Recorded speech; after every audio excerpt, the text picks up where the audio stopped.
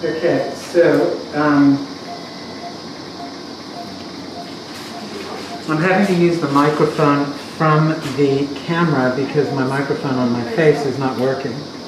This is Charles, I'm one of the surgeons at Southpaws. If you haven't already done so, please subscribe to our channel. Make sure you turn on notifications so you'll get a ding on your phone the next time we live stream. This is a 9-year-old dog that presented the history of inappetence and lethargy, had elevated liver enzymes and elevated bile acids pre and postprandial. Pre-prandial was about, I think, 27, the normal of up to 15, and postprandial was 125, normal up to, I think, 30. And so, 9-year-old dog, small liver on ultrasound, didn't see anything obvious as far as a shunt on ultrasound, and the owners elected to go ahead and have a portovenogram performed. And we did that and confirmed the presence of a large gastrosplenic shunt. So we've gone in ventrally, and we're about to put on a constrictor of some sort on the shunt.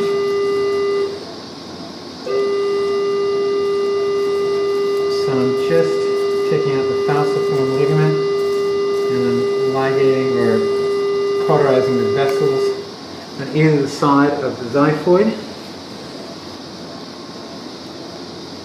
You can see our liver looks pretty nasty and small. So put in our Balfour retractor. So again, when you're doing an abdominal exploration, you need a nice long incision. We always go all the way up to the xiphoid, and then at least halfway between the umbilicus and the pubis. Autumn, can you come around here and push this, slide it across and push the speaker, please? I mean, push the quotation, like the bubble. Yep. And go up.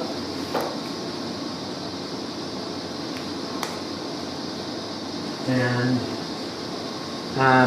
I will go back and answer the questions probably when I'm finished with the procedure and Sarah is closing, but there's a question about hand tremors and whether you can still become a surgeon. You can become a surgeon. You learn techniques that decrease the amount of tremoring that you have. The other thing that you can get medication that will help with that. So I actually take propranolol when I'm doing more serious surgeries to reduce my hand tremor. So the liver doesn't look great here, pretty mottled looking. I can see the shunt right there. Can you see that, Clara? So that's our portosystemic shunt right there.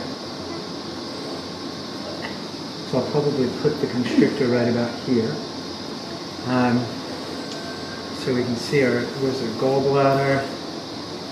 Do you think it's congenital as opposed to acquired because it's singular? It's definitely congenital because it's singular. Yeah. Yeah. So stomach here. So we're palpating our stomach. Pylorus, duodenum. We're going to lift up the duodenum.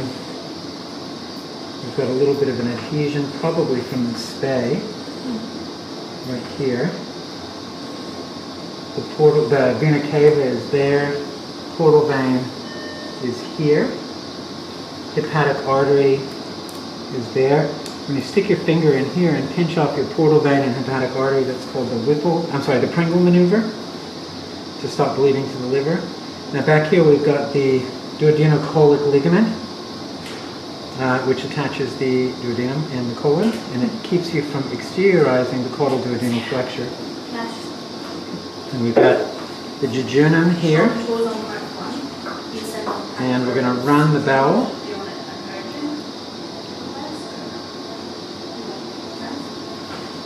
And just looking for any masses or any other abnormalities, and especially in an older dog, it's really important that we do a complete exploratory.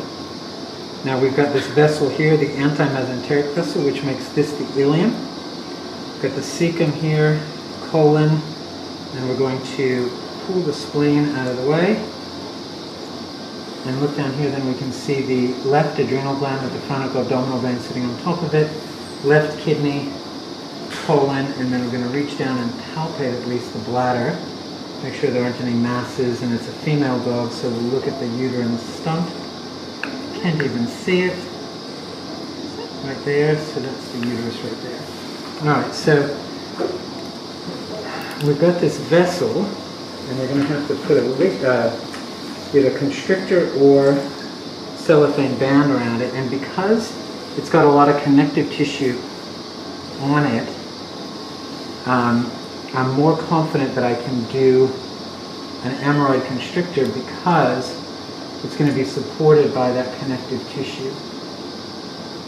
So where's our shunt right here? So let's just get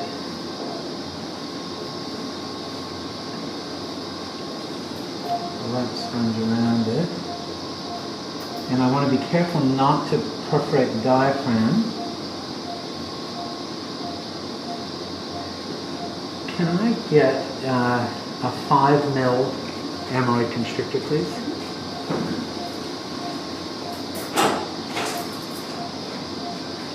Okay, so that's our shunt right there. You have to be really careful going around the back of it, because if you penetrate the shunt,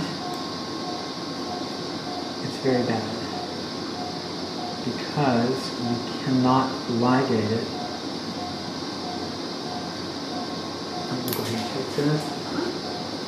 Yeah, what's the next bigger size up? Is it an 8 mil? It's 6.5 or an 8? 6.5 will go.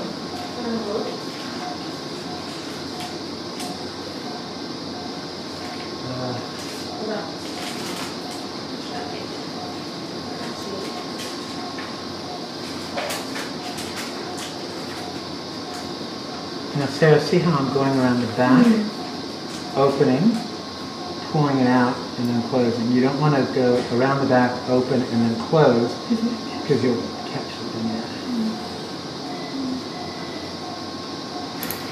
Now we'll go to 6. Yep. And you're kind of pushing up with your hips as well once you're past the vessel. Yep.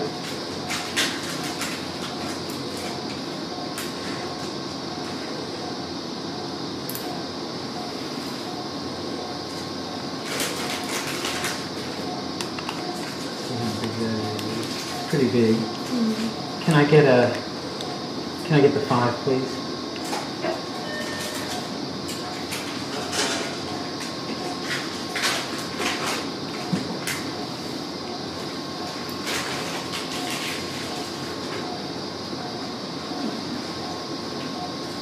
That was better.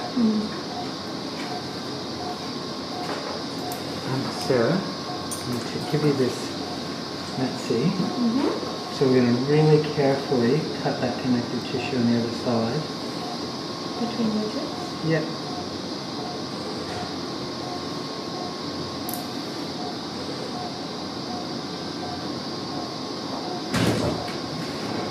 Alright, so we've gotten around the shunt. The back goes your down there. Hello. What if I spell to you? Yeah. Yep. Just fingers here, yeah. So that's it. And just so that we can see that. Alright, so I've got my constrictor here, and I'll have to take this little key out. So that's the constrictor there, and we have this little key that we have to remove and not lose. We'll put the key on the back table. Do you reckon it'll fit?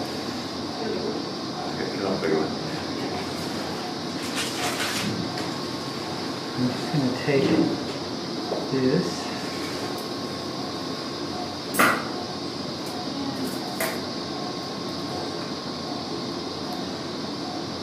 We've got the constrictor here in my hemostat.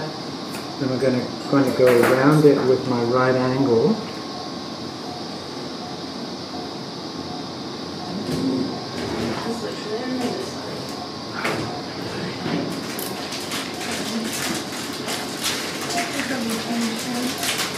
still do this in this direction. Now this one.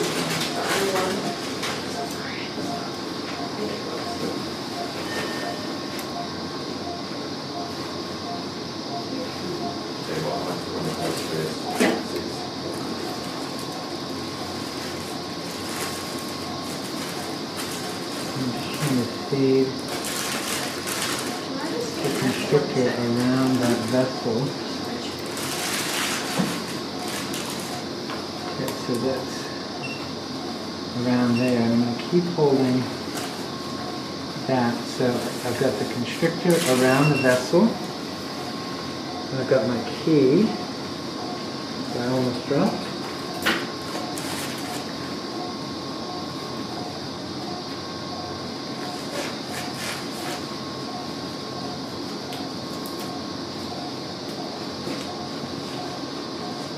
And I'm just feeding the key into the constrictor. That's alright. Just like that.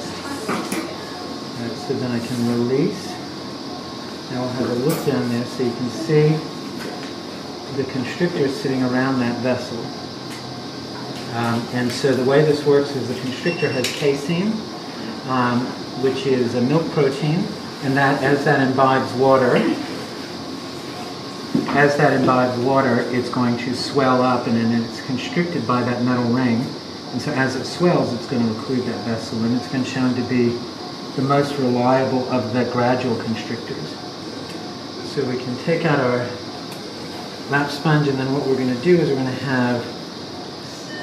to grab a little corner of liver here, grab some medicine bones. I'm just going to trim a little end of the liver, send that off for histopath. So let's put that in the pot. We have a little histopod. Yeah. And this is a completely acceptable way to get liver biopsies. Is just to cut off a little edge and then cauterize the cut surface. So that's pretty much it. I'm going to let Sarah start closing this. I don't think we need to lavage. Sarah and I would just use maybe some 2O, let's go 2O proline, just because I worry about wound healing with the liver dysfunction. So 2O proline, and then we'll finish that up. So I'll cut it over. I'm not going to be able to, let me see if I can figure out why my microphone is not working. Needle drivers and some thanks. Thanks, mate.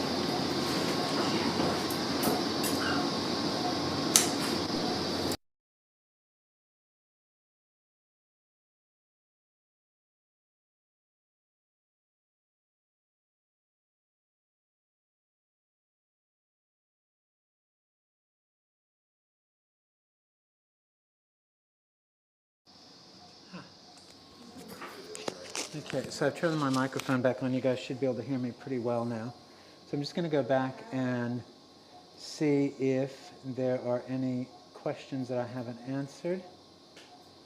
So we have hello from Wisconsin, Southern California, Sunshine Coast, Mexico, Argentina, India, Missouri, Brazil, Massachusetts.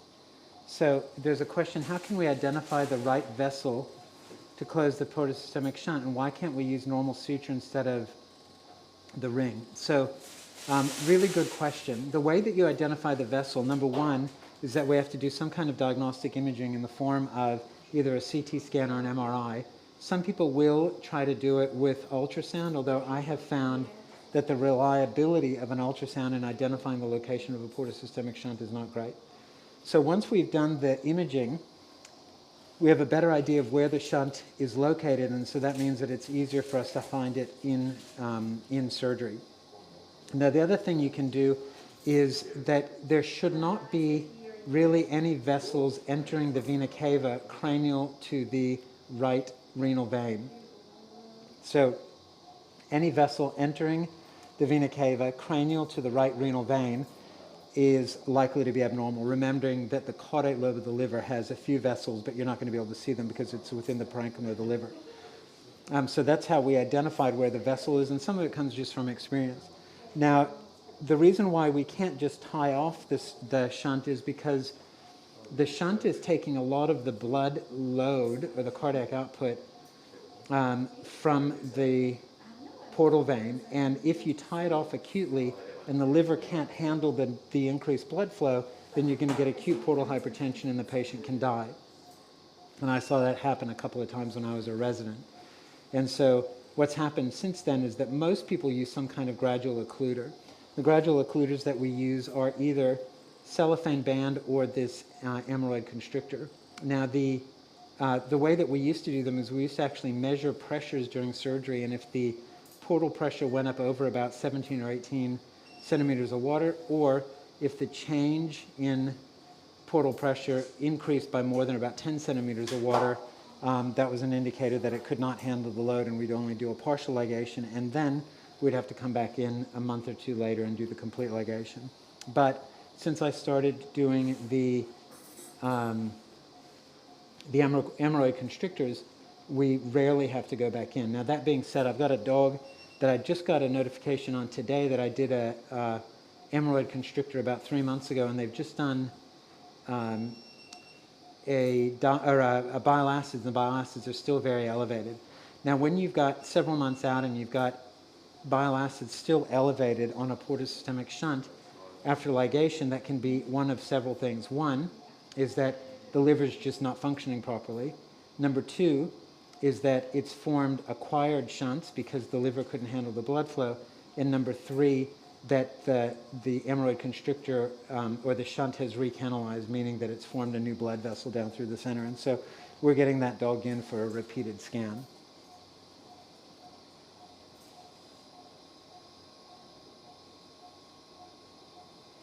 And so there's a question, what exactly does this surgery do?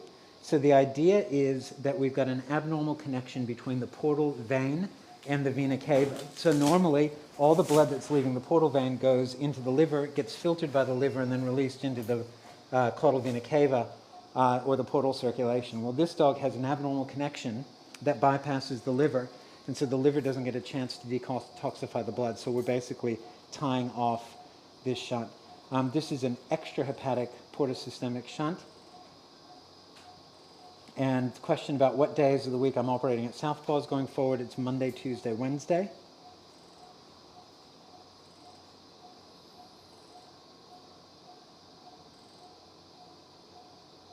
There's a question about, have I ever made a new bladder with a duodenum in a patient with, I assume, a bladder tumor. I have not done that.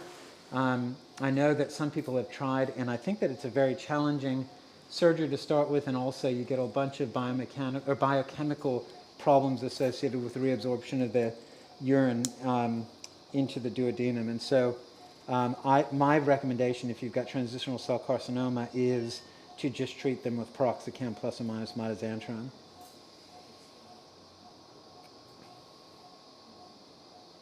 Hello from Greece, Egypt, Toronto. So if you do have recanalization, you go back in and basically do the same thing all over again. And you might try, like if it's only a small vessel that's recanalized, you might be able to go ahead and ligate the portal vein completely. And in that situation, I'd probably go in, measure portal pressures, and then if I can ligate it completely, that would be my preference. So I'm going to leave you for now. Thanks everybody for watching. If you haven't already done so, please subscribe to our channel. Make sure you turn on notifications so you'll get a ding on your phone the next time we live stream. I'm not sure if I have another surgery to live stream today. I may have a radius ulna fracture, but I'll see what room they put me in and whether I can move the camera over there. So thanks again for watching.